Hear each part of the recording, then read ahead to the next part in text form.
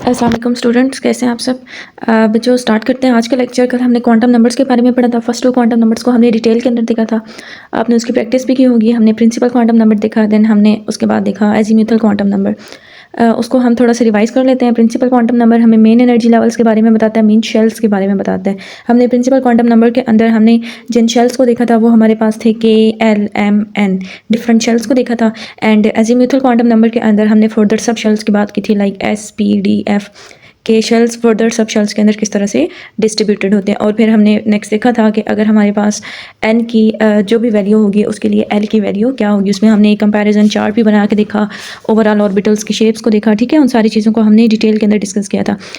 आज का जो हमारा नेक्स्ट क्वांटम नंबर है that one is a magnetic quantum number. सबसे फर्स्ट में हम मैग्नेटिक क्वांटम नंबर को डिफाइन करते हैं। What is magnetic quantum number and how it is defined? Magnetic quantum number हमें specific magnetic quantum number is a quantum number which specifies the orientation of atomic orbitals. What is the meaning of orientation? Orientation means कि space में उन orbitals की arrangement क्या है। Like जैसे देखें कल हमने पढ़ा कि जो p orbital है उसकी shape है डम्बल शेप। ठीक है, अब ये जो डम्बल शेप है ये स्पेस में, स्पेस अब आपको पता है ना 3 डायमेंशनल स्पेस है। एक्स एक्सिस है आपके पास, वाई एक्सिस है एंड जी एक्सिस है। तो अब ये वाला जो ऑर्बिटल है ये स्पेस में किस तरह से अरेंज रही है, एक्स एक्सिस के अलॉन्ग है, वाई के अलॉन्ग है या जी एक्सिस के अलॉन्ग है। तो जब हम इस चीज़ को स्टडी करते हैं डैट ये जो हमारे पास इस प्रॉपर्टी को स्टडी करते हैं, this comes under the category of magnetic quantum number. So this one is called the orientation, कि आप उसकी स्पेस के अंदर अरेंजमेंट को देख रहे हो। ठीक है, नेक्स्ट आपको फर्स्ट में गिवन है orientation of atomic orbitals in 3 dimensional space, the number of the orbitals in a subshell. अच्छा, अब देखिए इसमें एक और आपके लिए इंपॉर्टेंट चीज़ क्या है कि कल तो हमने पढ़ा था कि आपके जो शेल्स हैं वो फर्दर सब शेल्स के अंदर डिवाइडेड हैं। लाइक अगर मैं एल शेल की बात करूं तो हमने देखा था कि एल शेल के अंदर फर्दर एक आपके पास एल के लिए एन की वैल्यू आएगी ना 2, एन इज़ इक्वल टू 2। ठीक है, तो आपके जो यहाँ ये फर्दर किस में डिवाइडेड है, 2s एंड 2p में। ये तो आपके आगे सब शेल्स, ये आपके आ गया shell and these are the subshells. आज जो मैग्नेटिक क्वांटम नंबर है ये किस चीज़ को बताता है, ये हमें बताता है कि आपके ये जो सब शेल्स हैं ये भी फर्दर डिवाइडेड है। ठीक है, तो ये जो सब शेल्स हैं इनकी फर्दर डिवीजन किस तरह से हुई हुई है इसको हम आज स्टडी करेंगे। तो सब शेल्स की फर्दर डिवीजन किसके अंदर हुई होती है, इसकी डिवीजन हुई होती है ऑर्बिटल्स के अंदर। ठीक है, तो मेनली हमने ऑर्बिटल्स को स्टडी करना है। जैसे जैसे हम क्वांटम नंबर्स के अंदर नेक्स्ट मूव करते जा रहे हैं, इट मीन्स कि हम इन डेप्थ उसकी जो डिटेल के अंदर जा रहे हैं और हम उसकी फर्दर जो है वो उसको डिस्कस कर रहे हैं। ठीक है, लाइक जैसे हम एग्जांपल कल भी मैंने आपसे कहा था कि quantum numbers are actually the address of an electron. तो हम एक्जैक्टली इलेक्ट्रॉन को फाइंड आउट करना चाह रहे हैं कि वो एक्जैक्टली किस जगह पे प्रेजेंट है। ठीक है, लाइक अगर मैं आपको किसी घर का एड्रेस बता दूं कि ये वाला जो बंदा है वो इस घर में रहता है, तो आप उसको डिटेल के अंदर कैसे फाइंड करते हो कि उस घर के अंदर पहले आप फाइंड करते हो कौन सा फ्लोर पे है, फिर आप फाइंड करते हो कौन से रूम में है, फिर आप फाइंड करो रूम में किस कॉर्नर में है, किस डायरेक्शन में है। तो यहाँ भी वही चीज़ें हो रही हैं कि पहले हमने शेल देखा, फिर शेल फर्दर डिवाइडेड है सब शेल में एंड सब शेल के अंदर फर्दर क्या आ गए ऑर्बिटल्स। ठीक है, फर्दर हम इसके अंदर डिटेल के अंदर जा रहे हैं। तो ये जो हमें क्वांटम नंबर है ये हमें ऑर्बिटल्स के बारे में बताता है कि नंबर ऑफ ऑर्बिटल्स कितने स्पेसिफिक। एंड तीसरी जो इंपॉर्टेंट चीज़ है कि ये जो ऑर्बिटल्स हैं किस तरह से मैग्नेटिक फील्ड के अंदर बिहेव करेंगे। लाइक अगर आपको उसको आप इस जो सब शेल है या इसको एटम को किसी मैग्नेटिक फील्ड के अंदर रखें तो उसके अंदर इन ऑर्बिटल्स की डायरेक्शन क्या होगी। तो इन सारी चीज़ों को हम इस क्वांटम नंबर के अंदर डिस्कस करते हैं। ठीक हो गया। अच्छा, अब आपके पास इसकी जो की प्रॉपर्टीज़ हैं वो आपके पास क्या है, इसको हम डिनोट करते हैं m से। एंड इट्स की जो पॉसिबल वैल्यूज़ हैं वो हमारे पास क्या हैं, इसकी पॉसिबल वैल्यूज़ हैं -L2 + L। अब आपने इसको माइंड में रखना है। कल हमने क्या कहा था कि जो एजीम्यूथल क्वांटम नंबर है L की वैल्यू क्या थी, n-1, मतलब पिछले क्वांटम नंबर से उसकी वैल्यू रिलेट कर रही होती है। अब यहाँ इसकी जो m की वैल्यू है ये है -L2 + L। अब ये आपको कैसे पता चलेगा मैं आपको समझाती हूँ। लाइक अगर L की वैल्यू है 0, ठीक है, तो m की वैल्यू आपके पास क्या है -L2 + L, मतलब L की एक माइनस वैल्यू लेनी, प्लस, और 0 की तो प्लस माइनस कोई कुछ वैल्यू नहीं होती, तो m की जस्ट वैल्यू क्या है 0। ठीक है, इस केस के अंदर तो जब L 0 होगा तो m भी आपके पास क्या होगा 0, आपके पास m की जस्ट एक वैल्यू आएगी। दूसरा केस देखिए, अगर आपकी L की वैल्यू है 1 तो आपकी जो m की वैल्यू क्या आएगी, क्या कह रहे हैं, m की वैल्यू आपने लेनी है -L2 + L, तो -1 एंड +1। क्या -1 और +1 के दरमियान में कुछ आता है, इनके दरमियान में आता है ना 0। ठीक है, तो अब यहाँ हमारे पास क्या आ गई, 3 वैल्यूज़ आ गई। तो when L is equal to 1 तो इसकी कितनी वैल्यूज़ आएंगी, इसकी आएंगी 3 वैल्यूज़। ठीक है, तो इसी को भी हम देखते हैं। तो हमारे पास आपने ये वाली चीज़ आपको क्लियर होगी कि इसकी जो पॉसिबल वैल्यूज़ हैं वो आपके पास क्या है, -L2 प्लस L, और इसकी वैल्यूज़ रिलेट करेंगी L के साथ। आपने पहले L की वैल्यू को देखना है और फिर वहाँ से आप कैलकुलेट कर सकते हो वैल्यू ऑफ M। तो नेक्स्ट आपको वही एग्जांपल्स के अंदर गिवन है कि अगर हम फर्स्ट केस की बात करें, like L is equal to 0, तो आपके पास L इज़ इक्वल टू 0 है, तो उसके लिए M की वैल्यू क्या है, 0। तो इट मीन्स इसके अंदर ये जो S सब शेल था उसके अंदर फर्दर ऑर्बिटल भी जस्ट एक ही है, ठीक है। एंड उसकी शेप क्या है, कल भी हमने देखी थी, स्फेरिकल सिमेट्रिकल, स्फेरिकल शेप है ना। अब कोई चीज़ राउंड शेप के अंदर हो बच्चों, तो आप क्या कहोगे कि ये स्पेस में किस तरह से है, एक्स एक्सिस में, वाई एक्सिस में, जी एक्सिस में, किस तरह से, तो वो सारे एक्सिस के अंदर है ना। देखें स्फेरिकल सिमेट्रिकल, नो ओरिएंटेशन की, इसकी कोई ऐसी खास ओरिएंटेशन नहीं है।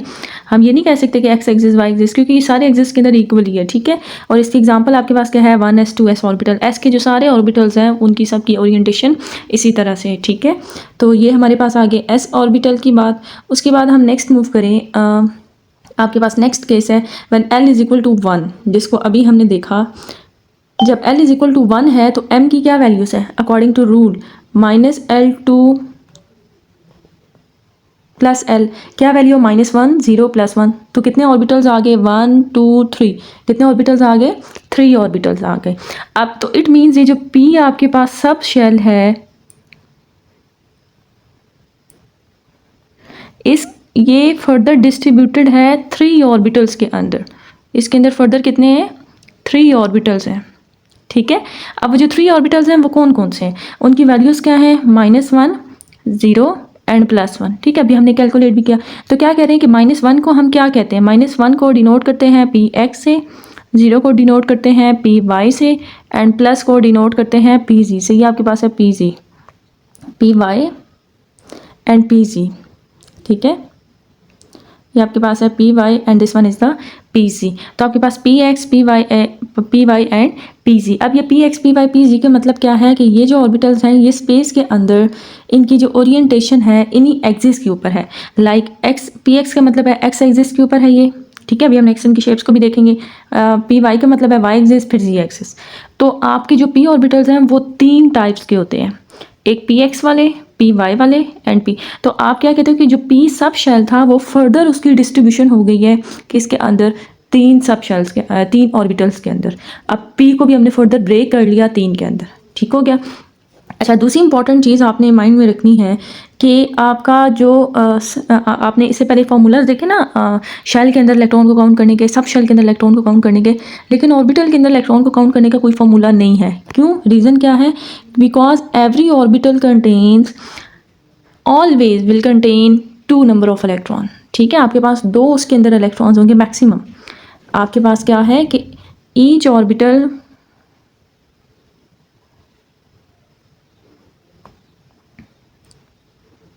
always can have maximum 2 electron. Maximum मैंने क्यों लिखा, क्योंकि कम हो सकता है, एक हो सकता है, खाली भी हो सकता है, लेकिन मैक्सिमम अगर आएंगे, मैं ऑर्बिटल की बात करूँ, keep in mind, subshell की बात नहीं कर रही। तो इट मीन्स आपके जो Px है इसके अंदर भी 2 इलेक्ट्रॉन्स आएंगे, Py के अंदर भी 2 इलेक्ट्रॉन्स आएंगे एंड Pz के अंदर भी 2 इलेक्ट्रॉन्स आएंगे। और कल हमने क्या कहा था, P के अंदर टोटल कितने आते हैं, 6 आते हैं ना। तो मीन्स कि P तभी फर्दर कितने ऑर्बिटल्स में डिस्ट्रीब्यूटेड है, 3 ऑर्बिटल्स के अंदर, सबके अंदर 2 इलेक्ट्रॉन्स आएंगे, ठीक है। तो P का वो जो केस है वो कंप्लीट हो जाएगा। नेक्स्ट हम बात करते हैं D ऑर्बिटल की। तो D ऑर्बिटल्स के, D सब शेल के ऑर्बिटल्स कौन कौन से। तो अगर हम D की बात करें बच्चों, तो D के लिए L की वैल्यू क्या है, D के लिए L की वैल्यू 2 है ना।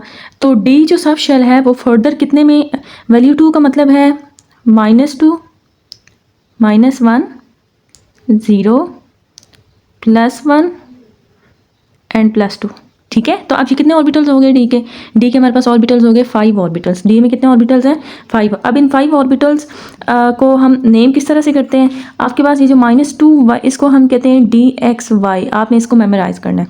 Next one is the dyz and next one is the dxz, +1 को आप कहोगे dx² -y² एंड +2 क्या है, dz², ठीक है। तो ये D के आपके पास क्या है, ये 5 ऑर्बिटल्स हैं। अब इनकी ओरिएंटेशन भी हम इनकी शेप्स के अंदर देखेंगे कि किस तरह से ये अरेंज होते हैं। अब कल हमने बच्चों क्या देखा था, हमने कहा था कि D के अंदर मैक्सिमम कितने इलेक्ट्रॉन्स आ सकते हैं, हमने जो कैलकुलेट किया था डी के अंदर 10 इलेक्ट्रॉन्स थे ना, तो अब आप देखें 2 इसके अंदर होंगे, 2 1 2 3 4 5 सब शेल 5 ऑर्बिटल्स हैं, तो आपके 2 सब के अंदर होंगे, तो टोटल 10 इलेक्ट्रॉन्स पूरे हो गए। ठीक है, तो 5 ऑर्बिटल्स के अंदर आपने इसको माइंड में रखना है कि each orbital magnetic quantum number में आपके जो ऑर्बिटल आ रहा है, each orbital contain maximum can have the maximum 2 electrons, उसके अंदर 2 इलेक्ट्रॉन्स आ सकते हैं। ठीक है, सिचुएशन के अकॉर्डिंग आउटर शेल के अंदर अगर इलेक्ट्रॉन्स कम है तो वो डिफरेंट केसेस हैं, लेकिन मैक्सिमम उसके अंदर कितने इलेक्ट्रॉन्स आ सकते हैं, 2 से ज़्यादा इलेक्ट्रॉन आपने प्लेस नहीं करनी। तो हम बात करें कि अगर डी कम्प्लीटली फेल होगा तो उसके अंदर मैक्सिमम इलेक्ट्रॉन्स कल हमने देखे 10 आ सकते हैं, तो अब 5 ऑर्बिटल हैं, तो आपके पास इलेक्ट्रॉन्स कितने हैं, आपके पास हर सबके अंदर 2 2 करके आपके पास जो 10 इलेक्ट्रॉन्स हैं उसके अंदर पूरे हो जाते हैं। ठीक है, नेक्स्ट हम बात करते हैं एफ ऑर्बिटल की। When L is equal to 3, जब एल इज इक्वल टू 3 है तो एम की वैल्यू क्या आएगी बच्चों, -3 -2 -1 0 +1 +2 एंड +3, ऐसे ही होगा ना। तो अब आपके पास कितने हैं, 1 2 3 4 5 6 7 ऑर्बिटल्स आ गए। तो आपके जो डी इसके अंदर जो है एफ के अंदर मैग्नेटिक क्वांटम नंबर्स हैं, ये जो ऑर्बिटल्स हैं उनका नंबर आपके पास क्या है, 7 नंबर है। ठीक है, अब इसकी जो ओरिएंटेशन है या डायरेक्शन की हम बात नहीं करते, जैसे ऊपर हमने नेम दिया DXY DYZ, क्योंकि इसकी कॉम्प्लेक्स ओरिएंटेशन है। ठीक है, आपके वो सिलेबस के अंदर नहीं है, तो आपने इसको एज इट करना है। 7 ऑर्बिटल्स हैं, हर ऑर्बिटल के अंदर 2 2 इलेक्ट्रॉन है। कल हमने क्या देखा था, जो एफ है उसके अंदर टोटल कितने आ सकते हैं, कैलकुलेशंस की थी ना कल वाले लेक्चर, अगर आपने देखो एफ के अंदर टोटल 14 आ सकते हैं, तो वो 14 नेक्स्ट किस तरह से डिस्ट्रीब्यूटेड है वो हमने अभी यहाँ देख लिया। ठीक हो गया, तो ये हमारे पास क्या है कि जो आपके शेल्स हैं वो फर्दर सब शेल्स के अंदर किस तरह से डिवाइड हुए में। ठीक है, तो magnetic quantum numbers tales about the further division of the sub shells, it tells about the orientation of the orientation of the orbitals in the space के स्पेस में कौन सा किस डायरेक्शन के अंदर उस बेस पे उसका नेम है, जैसे PX था एक्स एक्सिस में, वाई एक्सिस में, जी एक्सिस में। अभी हम जब नेक्स्ट इनकी शेप्स वाला टॉपिक पढ़ेंगे तो वहाँ आपको ये चीज़ फर्दर क्लियर हो जाएगी। ठीक है, अच्छा नेक्स्ट अगर हम देखें बच्चों, तो नेक्स्ट उसी के आपको जो मैग्नेटिक क्वांटम नंबर है उसका रिलेशनशिप गिवन है एल के साथ। ठीक है, अजीमुथल क्वांटम नंबर के साथ। अगेन वही चीज़, जब अजीमुथल क्वांटम नंबर की वैल्यू सब शेल आपके पास एस है, उसकी वैल्यू 0 है, तो मैग्नेटिक क्वांटम नंबर की वैल्यू भी 0 है। जैसे भी हमने कैलकुलेट किया 1 ऑर्बिटल है, पी की वैल्यू 1 है। ठीक है, when L is equal to 1, तो आपके जो ऑर्बिटल्स हैं वो कितने हैं, 3 हैं। एंड जब आपके पास इसकी वैल्यू 2 है तो आपके ऑर्बिटल्स 5 है, जिसकी वैल्यू 3 है तो आपके ऑर्बिटल्स क्या है, 7 है। यहाँ आपके लिए एक इंपॉर्टेंट जो टर्म है, अब देखिए नंबर ऑफ डीजेनरेट ऑर्बिटल एक तुम फॉर्मूला से कैलकुलेट करते हैं ना, एक आपके पास जो उसे मैनुअल मेथड से कैलकुलेट करते हैं, एक आपके पास फॉर्मूला है to calculate the number of the orbitals. Like अगर मैं यहाँ बात करूँ, मेरे पास डी की वैल्यू है 2, तो मैंने कैलकुलेट करना है कि इसके अंदर फर्दर ऑर्बिटल्स कितने होंगे, तो आपने क्या करना है 2l + 1। ये ऑर्बिटल्स इलेक्ट्रॉन्स को नहीं, ऑर्बिटल्स को कैलकुलेट करने का, तो 2 × 2 + 1 = 5। तो इसके अंदर जो ऑर्बिटल्स हैं वो आपके पास कितने हैं, वो आपके पास हैं 5 ऑर्बिटल्स। ठीक हो गया, तो आप इस तरह से जो ऑर्बिटल्स हैं उसको इस फॉर्मूला के थ्रू आप कैलकुलेट कर सकते हो। अच्छा, अब इसके अंदर यहाँ आपको आप देख लोगे, आपको एक टर्म गिवन है डीजेनरेट। डीजेनरेट वर्ड का मीनिंग है, बच्चे इसको नोट कर लें, डीजेनरेट मीन्स है orbitals having the same energy. What is the meaning of degenerate, इसको हम नेक्स्ट भी यूज़ करेंगे। Degenerate means orbitals having the same energy. आपके जो ऑर्बिटल्स हैं उनकी एनर्जी क्या है, सेम है।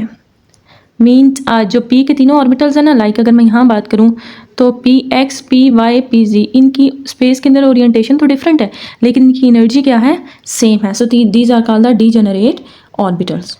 ठीक हो गया, तो यहाँ से हमने रिलेशनशिप देखा, what is the relationship between the magnetic quantum number and azimuthal quantum number. तो मैग्नेटिक क्वांटम नंबर भी आपको क्लियर हो गया। Keep in mind each orbital can have the maximum 2 electrons in it. तो यहाँ से देखें आपको, जैसे एफ के अंदर टोटल 7 ऑर्बिटल्स हैं, हर ऑर्बिटल के अंदर 2 इलेक्ट्रॉन्स हैं, तो एफ के अंदर टोटल हमने अजीमुथल क्वांटम नंबर के अंदर कितने इलेक्ट्रॉन्स देखे थे, हमने देखे थे एफ के अंदर मैक्सिमम 14 इलेक्ट्रॉन्स आ सकते हैं। ठीक है, तो 7 ऑर्बिटल्स यहाँ जस्टिफाई हो रहे हैं। डी के अंदर 10 ऑर्बिटल्स, आपके पास जो पी के अंदर 3 ऑर्बिटल्स, तो ये सारी चीज़ें आपको यहाँ जस्टिफाई हो रही हैं। ठीक है, सो मैग्नेटिक क्वांटम नंबर भी हमने देख लिया। आपका principal quantum number tells about the shell, azimuthal quantum number tells about the sub shell, and magnetic quantum number tells about orbitals which are further present in sub shells. तो आपके पहले shells आते हैं, फिर सब शेल्स आते हैं, and फिर फर्दर आपके पास क्या आते हैं, आपकी बात आती है ऑर्बिटल्स की। इसको आप ऐसे ही, जैसे मैं वही एग्जांपल दे दूँगी आपको, जैसे एड्रेस बताया जाए किसी के घर का, तो आप फर्दर डिटेल के अंदर जाओ तो आप पहले उसमें फ्लोर्स को चेक करो कि 3rd फ्लोर पे है, 2nd पे है, 1st पे, किस पे। फिर फ्लोर पे जाके आप उन रूम्स को देखो कि उस फ्लोर पे कितने रूम्स हैं, ठीक है, और किस रूम के अंदर है, फिर उस रूम के अंदर की सिचुएशन। तो वो उसी तरह से हम इन डेप्थ जा रहे हैं शेल के अंदर, सब शेल्स तक पहुँचे, सब शेल्स में फिर ऑर्बिटल्स तक पहुँचे कि इलेक्ट्रॉन कहाँ कहाँ हो सकते हैं।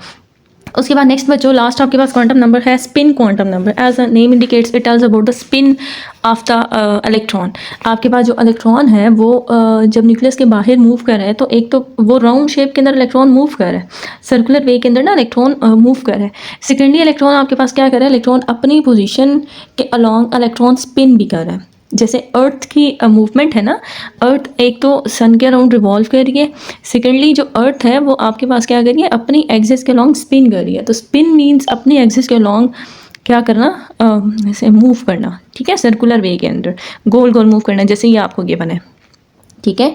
तो आपका जो स्पिन क्वांटम नंबर है it tells about the spinning motion of electron, intrinsic spin direction of an electron generating a magnetic moment. और स्पिन मूवमेंट से, इलेक्ट्रॉन के स्पिन मूवमेंट से मैग्नेटिक फील्ड क्रिएट होता है, ठीक है। तो उसकी बात की जाती है इसके अंदर, इसको डिनोट किया जाता है एस से, ठीक है।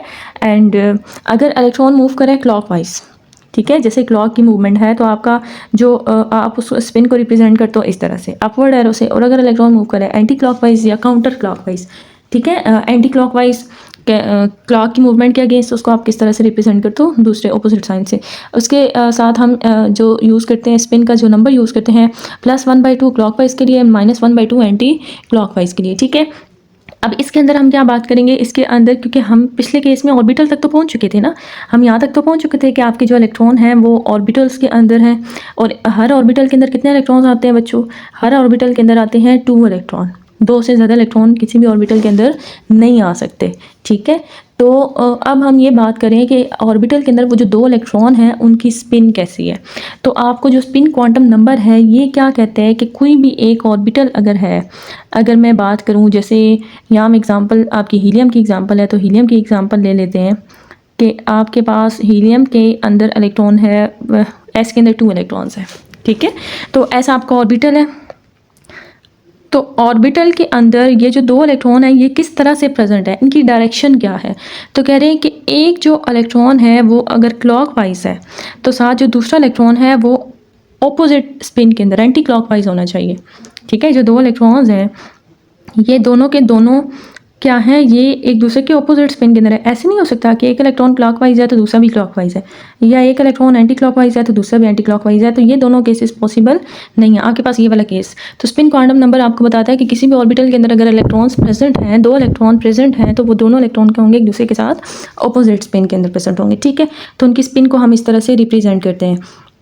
अब जैसे आपको गिवन है हीलियम की एग्जांपल, यहाँ गेन गिवन है कि इलेक्ट्रॉन हीलियम की एन की वैल्यू 1 है, एल की वैल्यू 0 है, एम की वैल्यू 0 है। एंड जो इलेक्ट्रॉन है हीलियम के अंदर 2 इलेक्ट्रॉन्स हैं, एक इलेक्ट्रॉन है क्लॉकवाइज एंड दूसरे इलेक्ट्रॉन की बात करें तो वो क्या है, एंटी क्लॉकवाइज, ठीक है।